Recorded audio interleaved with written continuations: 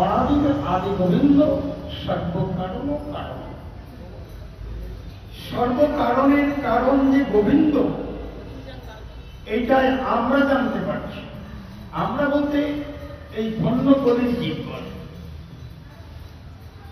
ভগবান নারায়ণ, ভগবান রামচন্দ্র বা অন্যান্য ভাগবতে যত যত ভগবান আছে, সেই মৎস্য থেকে শুরু, মৎস্য, বরাহ, কুর্ম, নৃসিংহ ইত্যাদি যে ভাগবতে 24 অবতার রয়েছে, সব কিন্তু সমস্ত অবতারের অবতারই হচ্ছেন ভগবান শ্রীকৃষ্ণ, দ্বিভুজ মুরলীধারী কৃষ্ণ। এইটা কিন্তু আমাদের এই ধন্যকলির পূর্বে, অর্থাৎ ভগবান শ্রীকৃষ্ণ বৃন্দাবনে এসে ব্রহ্মমোহন লীলা, ব্রহ্মা, গোবৎস এবং রাখালগণ যে হরণ করেছিলেন, এরপরে ব্রহ্মা ভগবান কৃষ্ণকে, গোপালকে মোহিত করতে এসে নিজেই মোহিত হয়ে গেলেন। ব্রহ্ম মন্দির আপনারা তো শ্রবণ করেছেন যথেষ্ট। এরপরে ব্রহ্মা তার ব্রহ্ম সংহিতাতে বললেন, ঈশ্বর পরম কৃষ্ণ সচ্চিৎ আনন্দ বিগ্রহ অনাদির আদি গোবিন্দ।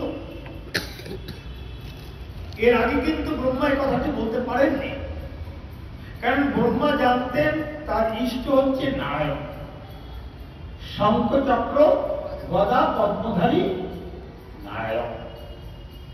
কিন্তু ব্রহ্মমোহন লীলাতে যখন উনি দেখলেন ওই নারায়ণের আবির্ভাব, দ্বিভুজ মুরলীধারী কৃষ্ণ ওই যশোদা তনয় তার অঙ্গ থেকে, প্রেম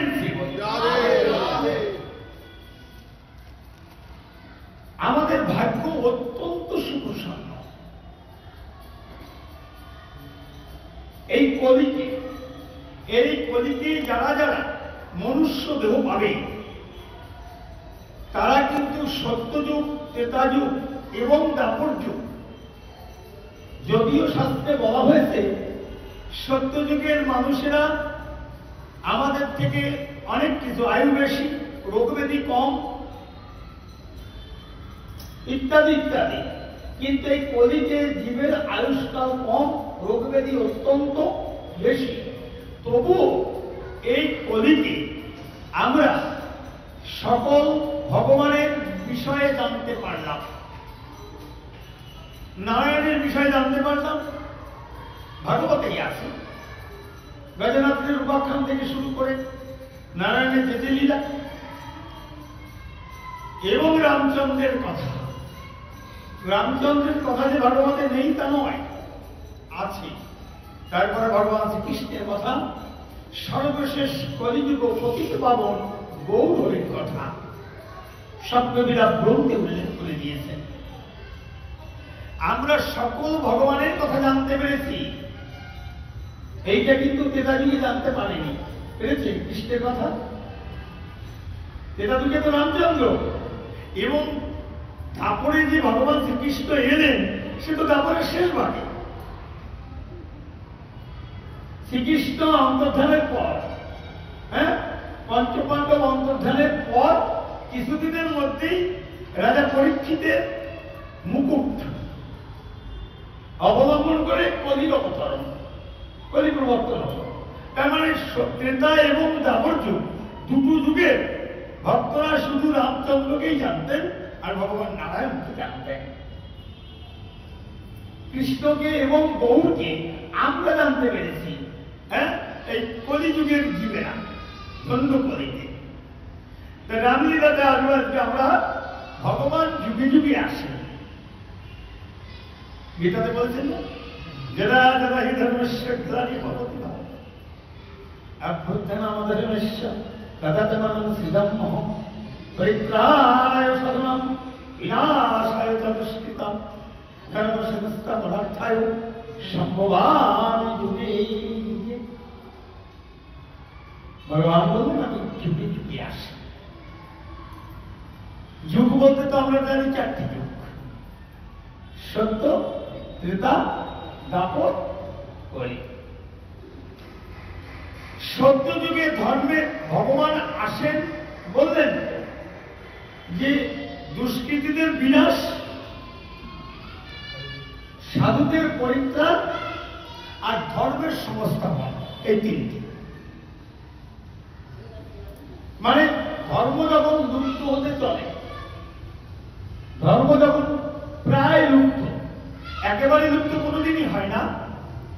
যদি ধর্ম সম্পূর্ণরূপে লুপ্ত হয় তাহলে সৃষ্টি থাকবে না, সৃষ্টি থাকবে না।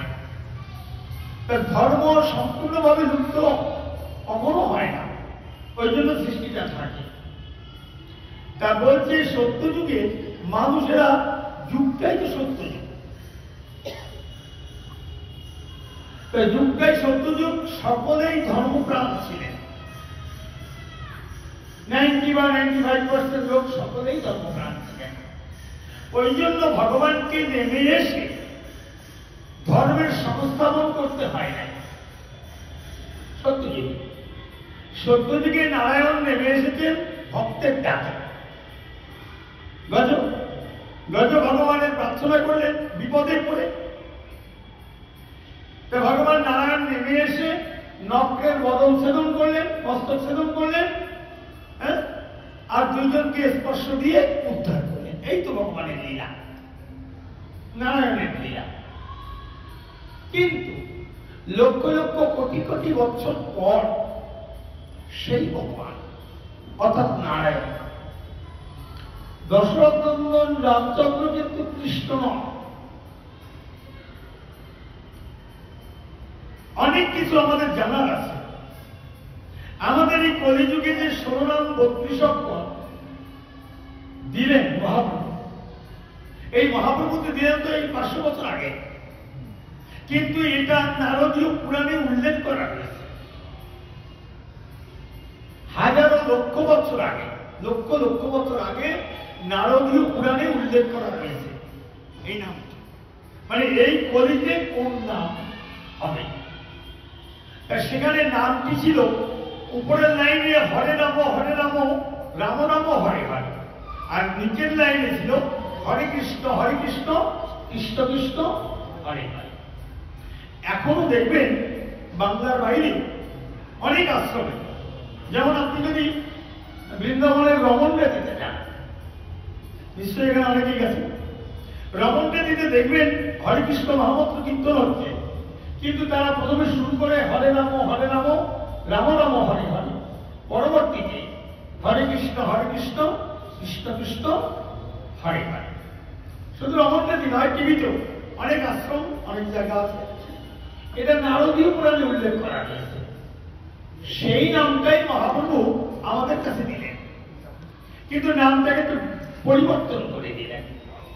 প্রথমে দিলেন হরে কৃষ্ণ কৃষ্ণ কৃষ্ণ হরে হরে, হরে রাম রাম রাম হরে হরে। 16 নাম 32 অক্ষর। তাহলে আগে হরে, তারপরে কৃষ্ণ। তাহলে হরে শব্দের অর্থ কি? রাধারানী, প্রেম সে বলো রাধে রাধে জয়গুরু। হরে কৃষ্ণ কৃষ্ণ কৃষ্ণ হরে হরে, ব্যাস ঠিক আছে। তাহলে হরে শব্দের অর্থ আপনারা জানেন, হরে শব্দের অর্থ হচ্ছে রাধারানী। কৃষ্ণ তো কৃষ্ণ, আর হচ্ছে নাম,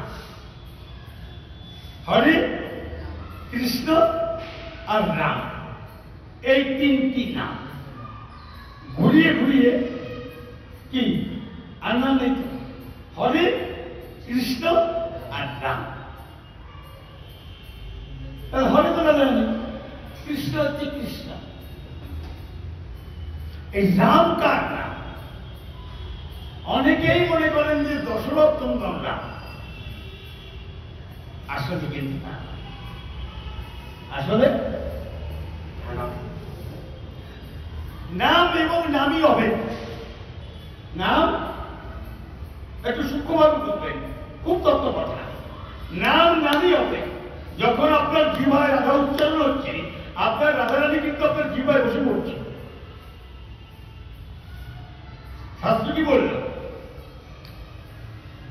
মধ্যে যে বৃক্ষ আছে, ধরুন একটা বট বীজ, একটা বট বীজ একবার তিল মাত্র, কিন্তু ওই বট বীজের মধ্যে যে এত বড় একটা মহিরু বৃক্ষ আছে সেটা কিন্তু বীজটা দেখলে বোঝা যায় না। বীজটা দেখলে বোঝা যায়। ঠিক তেমনি নামের মধ্যে কিন্তু নামই আছে, নামের মধ্যে নামই আছে। তাহলে রাধারানীর নাম হচ্ছে হরে, হরে কৃষ্ণ কৃষ্ণ কৃষ্ণ হরে হরে, হরের নাম। এই নাম কিন্তু দশরথ নাম নয়। ব্যাসদেব বলছেন এই দুইজনের পাশে অর্থাৎ রাধারানীর পাশে কোন রকম কোন বিষ্ণু, একমাত্র ভগবান শ্রীকৃষ্ণ ছাড়া রাধারানীর পাশে কারো দাঁড়াবার অধিকার নাই।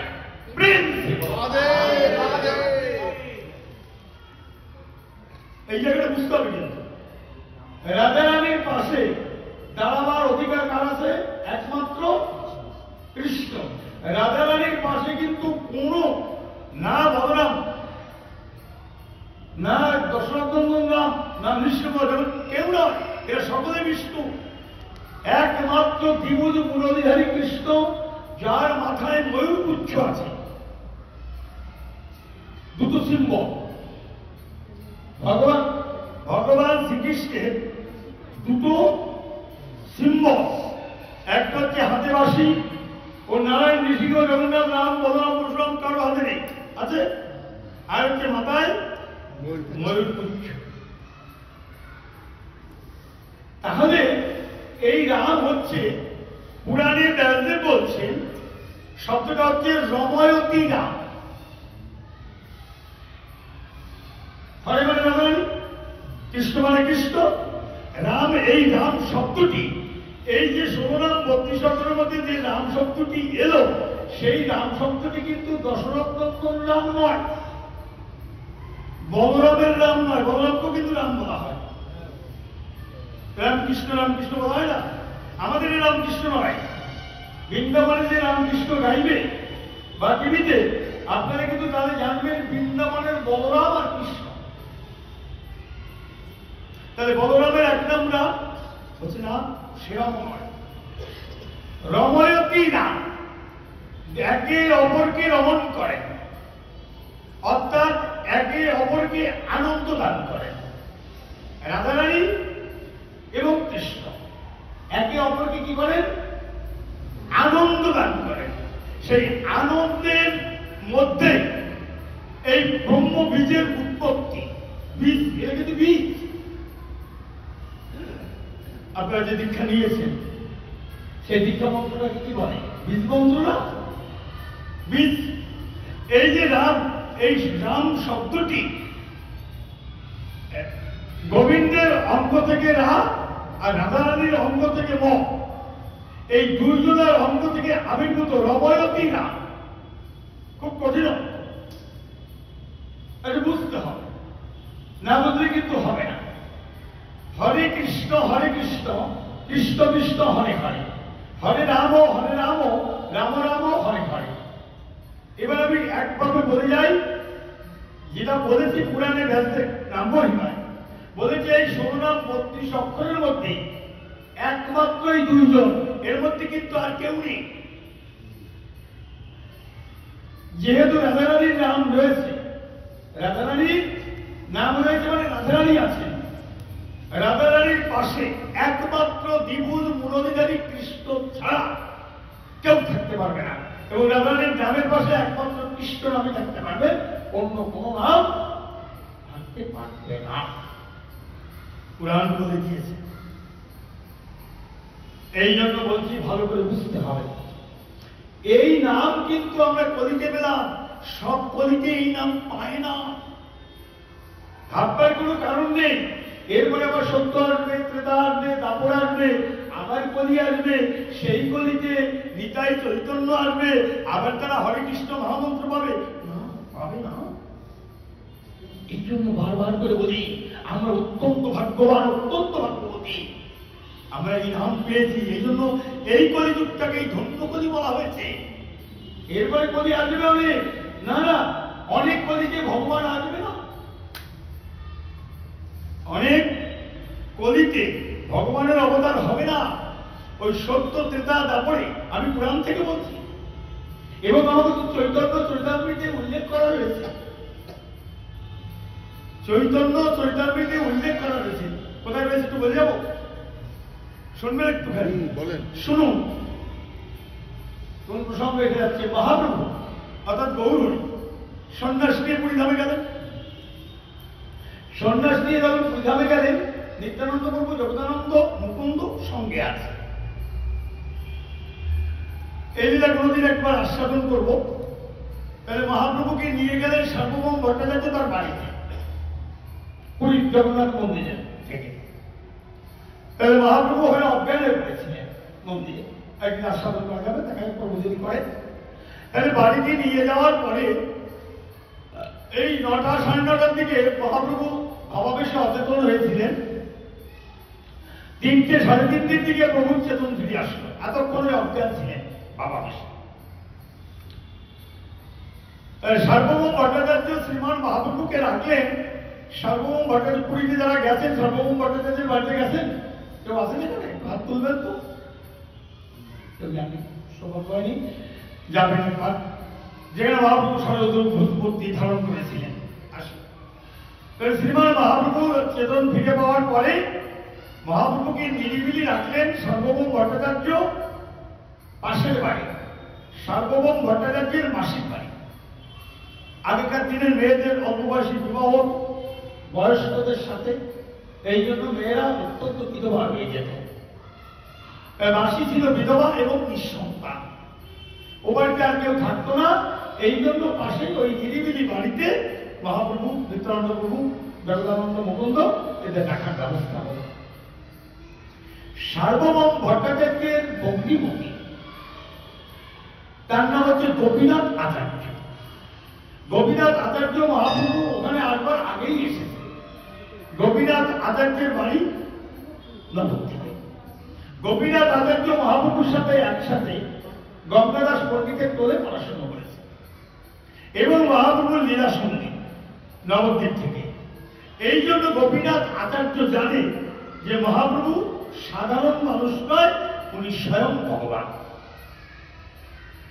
এইবার পাশের বাড়িতে, সার্বভৌম ভট্টাচার্যের পাশের বাড়িতে মহাপ্রভু, নিত্যানন্দ প্রভু, জগদানন্দ আছে। হ্যাঁ, গোপীনাথ আচার্য শালকের বাড়ি, সার্বভৌম ভট্টাচার্য ওনারা ওখানে এসেছেন। এইবার গোপীনাথ আচার্যকে সার্বভৌম ভট্টাচার্য প্রশ্ন রাখলেন, গোপীনাথ তুমি তো নবদ্বীপে ছিলে, হ্যাঁ আমি তো নবদ্বীপে ছিলাম না, এই নবীন সন্ন্যাসীরা একটু পরিচয় দাও। তখন গোপীনাথ বলল, কারণ সার্বভৌম ভট্টাচার্য হচ্ছে মহাপ্রভুর বাবার বয়স, মহাপ্রভুর বয়স 24 বছর, আর সার্বভৌম ভট্টাচার্যের বয়স 60 বছর। উনি হলেন রাজা প্রতাপরুদ্রের সহপণ্ডিত সার্বভৌম ভট্টাচার্য।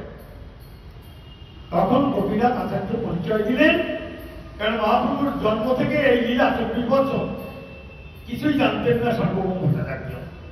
তার বলার পর পরিচয় দিলেন জগন্নাথ মিশ্রের পুত্র। জগন্নাথ মিশ্রের পুত্র, এই যে বিশ্বরূপ বা মহাপ্রভুর জন্ম, এ বৃত্তান্ত কিছু জানতেন না। এবং জগন্নাথ মিশ্রের সাথে সার্বভৌম ভট্টাচার্যের তেমন একটা আলাপ পরিচয় ছিল না। পরিচয় ছিল মহাপ্রভুর দাদুর সাথে, সতী মায়ের বাবার সাথে, নীলাম্বর চক্রবর্তীর সাথে। জগন্নাথ সুত বলাতে, অর্থাৎ জগন্নাথের পুত্র বলাতে সার্বভৌম ভট্টাচার্য ঠিক চিনতে পারলেন না। যখন বললেন হ্যাঁ দাদুর কথা, নীলাম্বর চক্রবর্তীর দরিদ্র, আর তার নাতি, তার কন্যা শচী, শচী সুত, তখন চিনতে পারলেন, বংশ পরিচয়টা পেলেন। কথোপকথনকালে সার্বভৌম ভট্টাচার্য বারবার নবীন সন্ন্যাসী, নবীন সন্ন্যাসী বলছে। গোপীনাথ আচার্য জানে এ তো স্বয়ং ভগবান, যে দারুণ রূপে বসে রয়েছেন পুরীতে। এবার গোপীনাথ আচার্য ধৈর্যের বাদ মানল না। বারবার নবীন সন্ন্যাসী বলতে এবার গোপীনাথাচার্য বললেন, আপনি আর নবীন সন্ন্যাসী বলবেন না, ও স্বয়ং ভগবান। সার্বভৌম ভট্টাচার্য তো বৃহস্পতির অবতার, এসে ব্যক্তি নয় তো। বৃহস্পতিকে গৌরহরি সার্বভৌম ভট্টাচার্য রূপে নিয়ে এসছে লীলা করার জন্য। সার্বভৌম ভট্টাচার্য গোপীনাথকে বলছে, তোমরা খালি ব্যাকরণ করেছ, বাংলায় বলছি, কয়েকটা কি বলছি শোনো। চৈতন্য সুকামি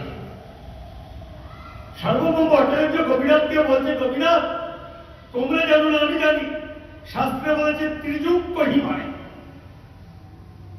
ত্রিযুগ মানে এই যে চারটি যুগ, এই চারটি যুগের মধ্যে 3 যুগে ভগবানের অবতার আছে। সত্যে আছে, ত্রেতায় আছে, তারপরে আছে, কিন্তু এই কলিতে কোনো অবতার নেই। গোপীনাথ আচার্য বলল, শুনুন আপনি পণ্ডিত, আমি মানছি আপনি পণ্ডিত, আমরা ব্যাকরণ করেছি গঙ্গাদাস পণ্ডিতের টোলে। ওই যাকে নবীন সন্ন্যাসী বলছেন, আমি তার সঙ্গে পড়াশোনা করেছি, নবদ্বীপে ওনার সঙ্গে লীলায় ছিলাম। আপনি নবীন সন্ন্যাসী বলে সম্বোধন করবেন না, আপনি ওনাকে ভগবান জ্ঞান করুন। সার্বভৌম ভট্টাচার্য মানে একেবারে মূর্খ বলতে না, ছোট ভক্তি বলতে তো মূর্খ কোথায়। কলিতে কোনো ভগবানের অবদান নেই। গোপীনাথ বলল, কলিতে ভগবানের অবদান আছে কি না আছে আমি জানি না, কিন্তু উনি স্বয়ং ভগবান। আপনি আজকে বুঝছেন না, দুদিন পরে অবশ্যই বুঝবেন। কেন? ওই জন্য বললাম, সব কলিতে কিন্তু ভগবানের অবতার থাকে না, সত্য ত্রেতা তারপরে থাকে। এই 3 যুগের ভগবানকে নিয়ে কালচার হয়, 3 যুগের ভগবানের কথা হয় কলিতে। কিন্তু আমরা এই ধন্য কলিতে আসতে পেরেছি, কারণ সেই কৃষ্ণই আজ গৌ বলেছেন, সেই কৃষ্ণ আর সেই বলরাম আজকে নিত্যানন্দ হয়েছে এই কলিতে। এরা কিন্তু প্রতি কলিতে আসবে না। এই সময়ে যদি আমরা ধরে নামি, আমরা আমাদের যে জন্ম দিয়েছে ভগবান, আমাদের অত্যন্ত সৌভাগ্য। একেতে মনুষ্য জীবন, 84 লক্ষ জন্মের শ্রেষ্ঠ জন্ম, তারপরে আবার ধন্য কলিকে। তাহলে বোঝা গেল, প্রতি যুগে কিন্তু প্রতি কলিতে ভগবানের অবতার থাকবে না। তাহলে আমরা যে কলিতে এসেছি, এই কলিটা হচ্ছে ধন্য কলি। কলিযুগ ধন্য কেন? যেহেতু অবতীর্ণ নিতাই চৈতন্য। আসি আমরা ভগবান নারায়ণ যুগে যুগে আসেন। কুরুক্ষেত্রে যিনি আজকে গীতা প্রদান করেছেন, দ্বিমূল ধারণ করে আসেন, এই জায়গাটা কিন্তু ক্লিয়ার করতে হবে। আজকে বৃন্দাবনের বাইরে, এক কথায় বৃন্দাবনের বাইরে মথুরায় এসে, হস্তিনায় গিয়ে, কিংবা দ্বারকায় গিয়ে, বা কুরুক্ষেত্রে গিয়ে যিনি লীলা করেছেন, অর্থাৎ বৃন্দাবনের বাইরে যিনি লীলা করেছেন, তিনি কিন্তু কৃষ্ণ নন, তিনি হলেন বিষ্ণু বা নারায়ণ। প্রেম সে বলো, এই জায়গাটা ক্লিয়ার করবে, সবাই ক্লিয়ার করবে। আপনাদের কোথাও সংশয় আছে? শুনেছেন যে কৃষ্ণ বৃন্দাবনের বাইরে অক্রুর নিয়ে আসলেন? কে নিয়ে আসলেন? অক্রুর। অক্রুর যে রথে করে আনলেন, ওই জায়গাটা একটু ক্লিয়ার করে যায়। আপনারা যেন পরবর্তীতে না ভাবেন যে অক্রুর তো কৃষ্ণ বলরামকে নিয়ে আসলেন রথে করে। তাহলে গোসাই কেন বলল যে কৃষ্ণ ব্রজের বাইরে এলো না? কৃষ্ণ ব্রজের বাইরে এলো না, কি করে বুঝবো? ভাগবত কোথায় আছে? আমি গল্প বলতে তো হবে না, এটা তো আমার বানানো গল্প বলার জায়গা নয়। ওখানে বসে বলা যায়, এখানে বসে বলা যায়, এখানে বসে কিন্তু বলা যাবে না, আমাকে শাস্ত্র প্রমাণ দিতে হবে। ভাগবতের শুনুন, জন্মলীলা তো আপনারা শুনেছেন, অনেক শুনেছেন না? ভাগবতে কিন্তু জন্মলীলায় 2 ছেলে একসঙ্গে জন্ম নিয়েছিল। অর্থাৎ আবির্ভূত হয়েছিল। একটা কংসের কারাগারে আর একটা হচ্ছে গোকুলে নন্দালয়। এটা কিন্তু ভাগবতে নাই। তাহলে এটা কোথায় আছে? মহন্তরা কি করে বলেন? এটা আছে হরিবংশ পুরাণে। কোথায় আছে? হরিবংশ পুরাণ। হরিবংশ পুরাণটা কিন্তু ব্যাসদেবীরই লেখা। ওটা কিন্তু অষ্টাদশ পুরাণের পুরাণ নয়, ওটা হচ্ছে উপপুরাণ। 10খানা উপপুরাণ দিয়েছেন ব্যাসদেব। শুধু 18খানা পুরাণ দিয়েছেন তা নয়, 10খানা উপপুরাণ দিয়েছেন। ওই উপপুরাণের মধ্যে হচ্ছে হরিবংশ পুরাণ। ওইখানে উল্লেখ করা হয়েছে দেবকী কংসের কারাগারে চতুর্ভুজ দেখালেন, পরে দ্বিভুজ ধারণ করে দেবকীর কোল আলো করলেন। এদিকে একই সময় গোকুলে নন্দালয় দ্বিভুজ, ওখানে কিন্তু চতুর্ভুজের কোনো থিম নেই, দ্বিভুজ ধারণ করে ওই যে আবির্ভূত হলেন যে শিশুটি, তিনি হলেন বালকৃষ্ণ গোপাল। দেবকী কংসের কারাগারে যিনি আবির্ভূত হলেন উনি কিন্তু গোপাল নয়, কৃষ্ণ নয়। উনি কে? হ্যাঁ, চতুর্ভুজ।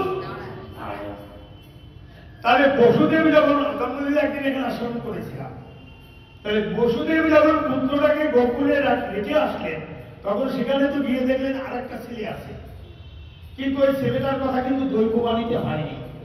দৈববাণীতে বলেছিল একটা কন্যা আছে। তাই গিয়ে দেখলেন দুটো শিশু, নিজের শিশুটা কোলে করে নিয়ে দাঁড়িয়ে আছেন, মা যশোদা অচেতন, তার পাশে দুটো শিশু, একটা পুত্র একটা কন্যা। দাঁড়িয়ে দাঁড়িয়ে বসুদেব ভাবছে আমার দৈববাণী হলো কারাগারে যে তুমি আমাকে গোকুলে সুতিকা মন্দিরে রেখে ওখানে একটা কন্যা আছে তাকে নিয়ে আসো। এই পুত্রটার কথা তো বলা হয় নাই, বুঝতে পেরেছেন?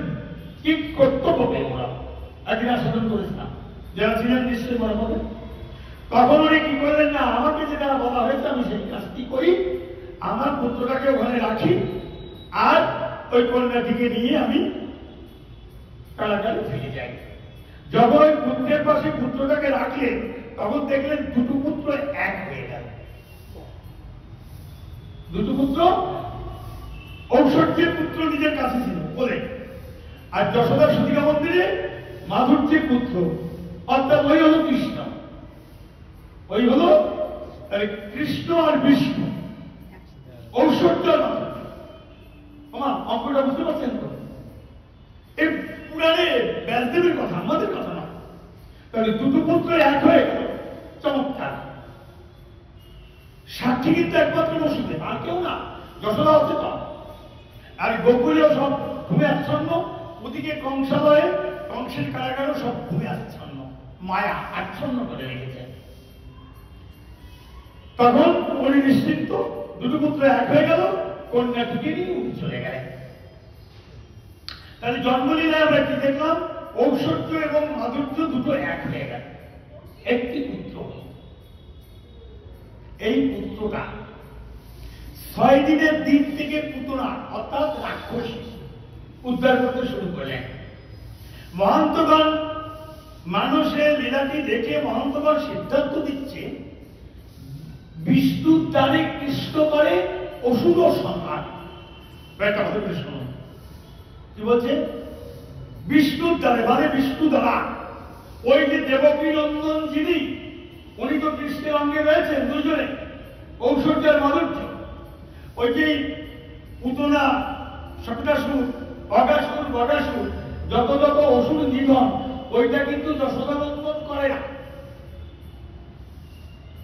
ওইটা যশোদা নন্দন কার নন্দন করে? দেবকী নন্দন। এই তো মায়েরা বুঝতে পেরেছে। এই জন্যই মহন্তগণ বললেন বিষ্ণুর দ্বারে মানে অর্থাৎ ঔষধ শক্তি দ্বারা কৃষ্ণ করেন অসুর সংহার। ওই প্রেমের ঠাকুর কৃষ্ণ ভিত্তিক কাজের মধ্যে নেই, ওই জন্যই উনি বিষ্ণু সৃষ্টি করেছেন। তাহলে দুটো পুত্র এক হল, দুটো পুত্র ভাগ হলো কোথায়? কে? দুটো পুত্র ভাগ আপনারা শুনেছেন? কোথায় হয়েছে শুনেছেন? শুনেছেন, মন দিয়ে শুনবেন, অঙ্কটা কিন্তু ভুল করবেন না। তাহলে অক্রুর নিতে আসলেন। এবার ভাগ হচ্ছে কোথায়? অক্রুর নিতে আসলেন কৃষ্ণ। আচ্ছা, পরের দিন সকালে কৃষ্ণ বলরামকে রথে নিয়ে রওনা দিলেন। তখন কিন্তু রাধারানী বর্ষালেতে ছিলেন না, রাধারানী ছিলেন ঝাবটে। সেদিন রাধারানী কোথায় ছিল? ঝাবট, ঝাবট শ্বশুর বাড়ি আয়ানগিরি। এই জন্য রাধারানী আগের দিন সন্ধ্যাবেলায় খবর পায় না। সকালবেলায় এক সখী ছুটতে ছুটতে গিয়ে রাধারানীকে খবর দিল।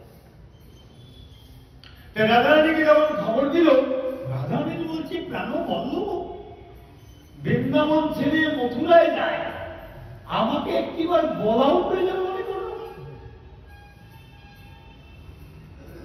আমার ভালোবাসাটা কি এতই ছোট যে ভালোবাসার জনকে আরে একদিনের জন্য যাক আর 5 দিনের জন্য যাক, বৃন্দাবন ছেড়ে তো মথুরায় যাচ্ছে।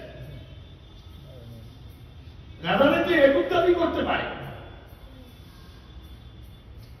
রাধারানী তখন সখী সহ, সখী মঞ্জুরি সহ, এই যে সখীরা আছেন এখানে, মঞ্জুরি অষ্টমঞ্জুরি আছে, রূপমঞ্জুরি, লবঙ্গ মঞ্জুরি, অলঙ্গ মঞ্জুরি, মঞ্জুরালী মঞ্জুরি, এই মঞ্জুরিদের দিয়ে আপনারা যদি কেউ বৃন্দাবনে ওই নন্দগাঁওয়ের মন্দির একেতে পাহাড়ের উপরে, তারপরে দেখবেন ওখান থেকে উপরে টাওয়ারের মতো করা আছে, উপরে টাওয়ারের মতো করা আছে না? সিঁড়ি বেয়ে উঠেছেন, উপরে উঠেছেন? আচ্ছা, ওইখান থেকে ভালো লক্ষ্য করুন, ওইখান থেকে সেই জায়গাটা দেখা যায় যে নন্দালয় থেকে যখন অক্রুর কৃষ্ণ বলরামকে নিয়ে যমুনার দিকে যাচ্ছে, যমুনা পেরিয়ে ওপারে যাবে, ওইখান থেকে সেই জায়গাটা দেখা যায় যে জায়গায় রাধারানী যাবত থেকে এসে, এখানে যাবত, এখানে নন্দগাঁও, এইখান থেকে অক্রুর রথে করে কৃষ্ণ বলরামকে নিয়ে যাচ্ছেন যমুনার দিকে, রাধারানী যাবত থেকে সখী মন্দিরদের নিয়ে এসে এইখানকার রাস্তা আটকালেন।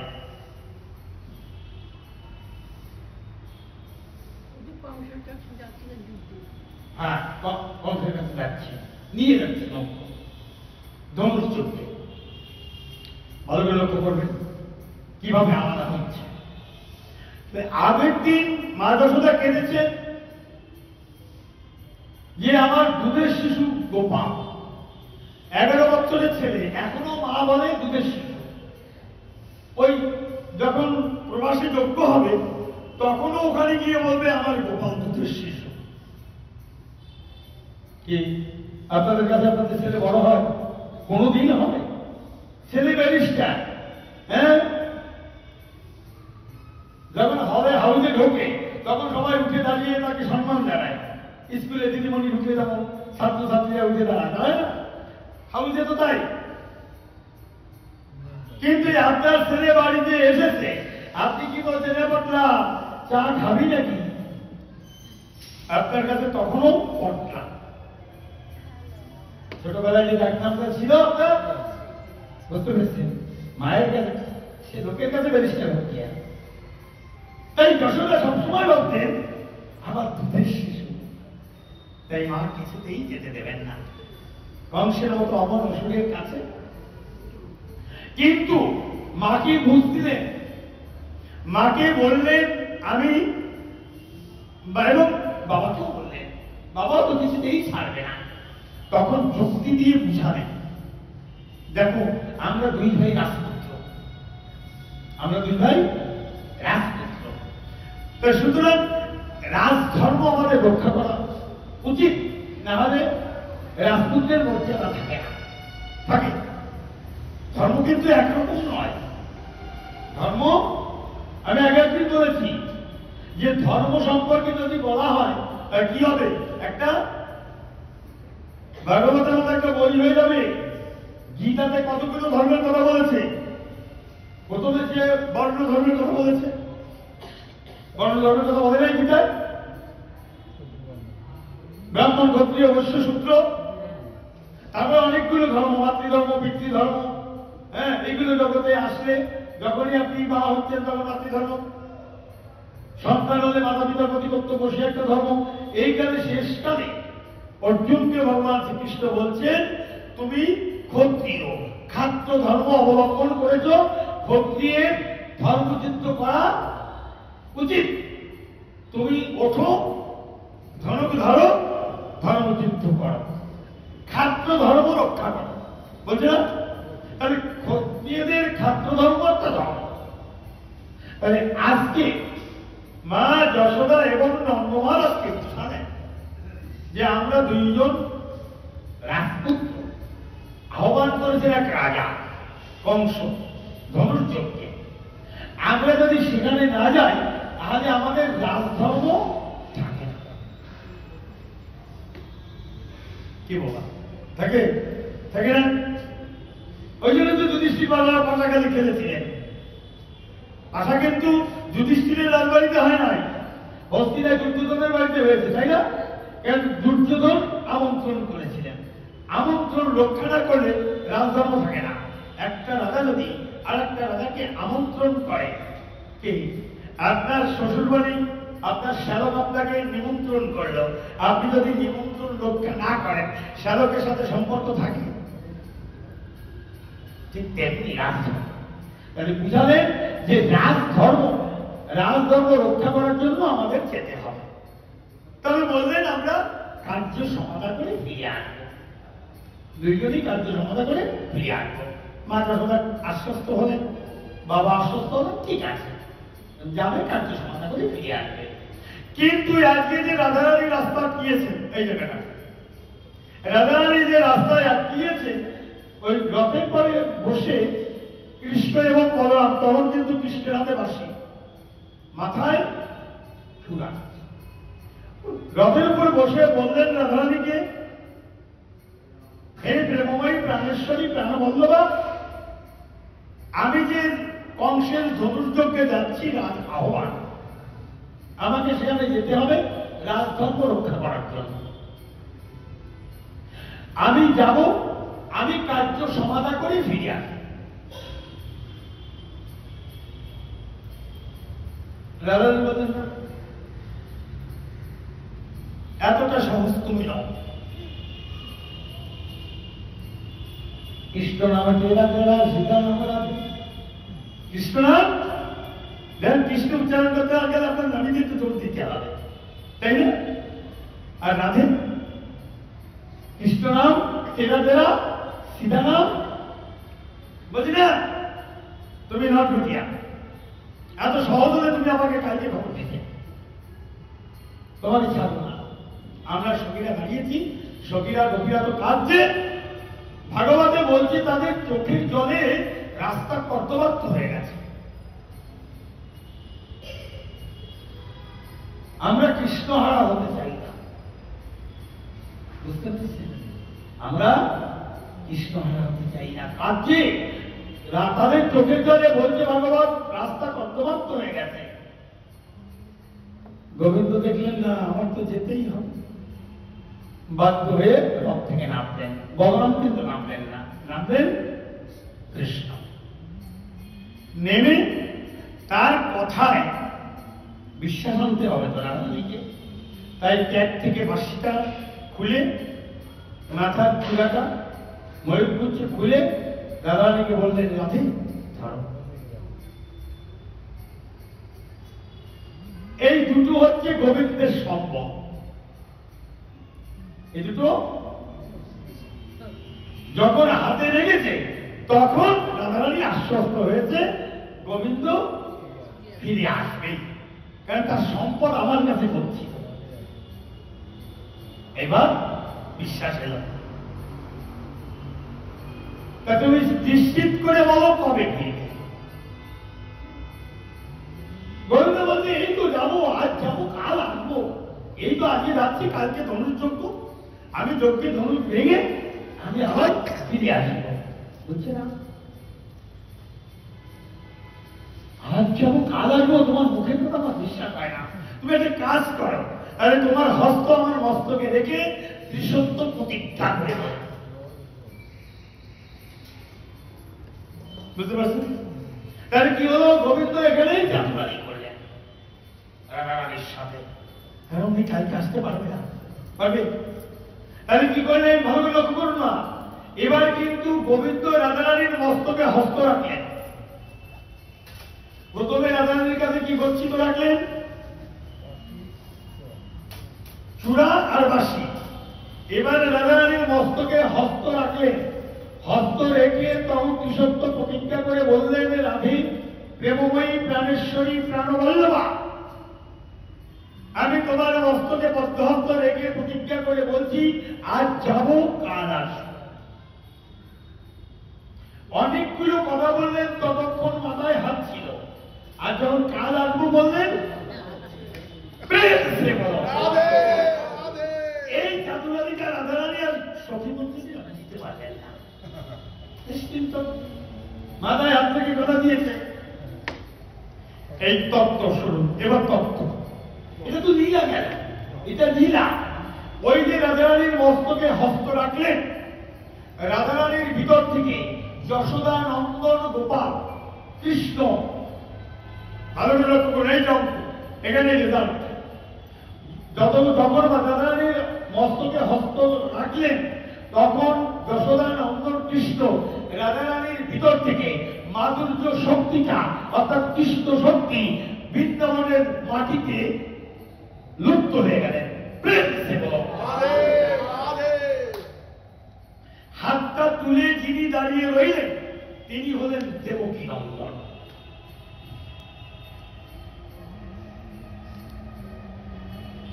বুঝতে পারলেন বাবা? প্রমাণ কোথায়? প্রমাণ কোথায় যে কৃষ্ণ বৃন্দাবনে থেকে গেল? কৃষ্ণ বলেছেন, বৃন্দাবনম পরিত্যাজ্যম পদিবেকম নগচ্ছা। বৃন্দাবনম পরিত্যাজ্যম, বৃন্দাবন পরিত্যাগ করে আমি এক চরণও বাইরে যাই না। এবার প্রমাণ কোথায়? এবার প্রমাণ হচ্ছে, এইবার যিনি রথে উঠলেন, তিনি কিন্তু আর যশোদানন্দন নন, তিনি হলেন দেবকী নন্দন। প্রমাণ কোথায়? এবার তো রাধারানী রাস্তা ছেড়ে দিলেন, চললেন। চলতে চলতে বহু সারাটা দিন লেগেছে। ওইখান থেকে যমুনা কাছে, যমুনার কাছে যখন অক্রুর এসে পৌঁছালেন কৃষ্ণ বলরামকে নিয়ে, কারণ উনি কিন্তু নারায়ণ, উনি কিন্তু দ্বিভুজ ধারণ করে রয়েছে, কৃষ্ণের রূপটা পরিগ্রহ করেছে, কিন্তু উনি কৃষ্ণ নন। কি করে প্রমাণ? যখন যমুনার পারে, আর দু চার মিনিট রামায়ণ আগামী সপ্তাহে, ঠিক আছে ঠিক আছে, কি বলছি? এবার যখন যমুনার পারে এলেন সন্ধ্যাকাল, তাহলে অক্রুর তো আমাদের মতো সন্ধ্যা গুরুমন্ত্র জপ করতেন। রথে রথ দাঁড় করিয়ে অক্রুর যমুনায় স্নান করতে নামলেন। ভাগবত বলছে, ভাগবতের কথা যেমন করা নয়। অক্রুর রথ স্নান করতে নেমে ডুব দিয়ে তাকিয়ে দেখলেন রথের ছবি জলের মধ্যে পড়েছে। জলের মধ্যে পড়েছে, রথের পরে যে কৃষ্ণ নাই, কে নাই? কৃষ্ণের জায়গায় বসে আছে শঙ্খ, চক্র, গদা, পদ্মধারী নারায়ণ, আর তার পাশে কিন্তু হলধর বলরাম রয়েছে। বলরাম ঠিক আছে, ঠিক নেই কে? কৃষ্ণ। কৃষ্ণের জায়গায় কে আছে? শঙ্খ, চক্র, গদা, পদ্মধারী নারায়ণ। ওইটা দেখে উনি জলের থেকে উঠিয়ে আমার রথের দিক তাকালেন না, তো দ্বিভুজ ধারণ করে আছে। এভাবে তিনবার ভাগবত আছে। ওনার সংশয় দূর করার জন্য তিনটি রূপ দিলেন, তিনবারই দেখলেন জলের মধ্যে নারায়ণের পাশে বলরাম, কৃষ্ণ নাই। উপরে উঠে দেখছে কৃষ্ণের রূপ। এইখানটাই ভাগবত বলে দিল, বুঝেছো তোমায়? অর্থাৎ যশোদা নন্দন তিনি বৃন্দাবনে লুপ্ত হয়ে রইলেন, দেহধারী রইলেন না, কিন্তু যিনি রথে গেলেন তিনি হচ্ছেন দেবকী নন্দন, চতুর্ভুজ নারায়ণ। এই জন্য বৃন্দাবনের বাইরে যে যত লীলা করেছে সে কিন্তু দেবকী নন্দন, যশোদা নন্দন নয়। এইবার এই কৃষ্ণ এবং এই রাম, এর ভেদটা কিন্তু আজকে আপনাদের দর্শানো হলো। আর 16 নাম 32 অক্ষরের মধ্যে যে রাম, 16 নাম 32 অক্ষরের মধ্যে রাম যে উচ্চারণ হয়, সেটা কিন্তু দশরথ নন্দন রাম নয়, এটাও কিন্তু সমাধান হয়। আলাদা যদি আপনি রাম নাম জপেন, সীতারাম সীতারাম জপেন, তাহলে কিন্তু অযোধ্যার রাম। কিন্তু হরে কৃষ্ণ মহামন্ত্রের মধ্যে যেটা চারটে রাম উচ্চারণ হচ্ছে, ওটা কিন্তু দুইজনার রময়তী রাম। এবার রামের আবির্ভাবের কথা আগামী দিন রইল। রাম ত্রেতা যুগে কখন এলেন, কিভাবে এলেন, কেন এলেন, আগামী দিন আশ্বাসন হবে, যেদিন প্রভু আসবেন। আনন্দ থেকে ভাবছি আমি কবে আসতে পারি আনে প্রভু। ঠিক আছে, একটা ঘটনায় আগামীকালকে সুব্রত ওখানে উঠে দাঁড়িয়ে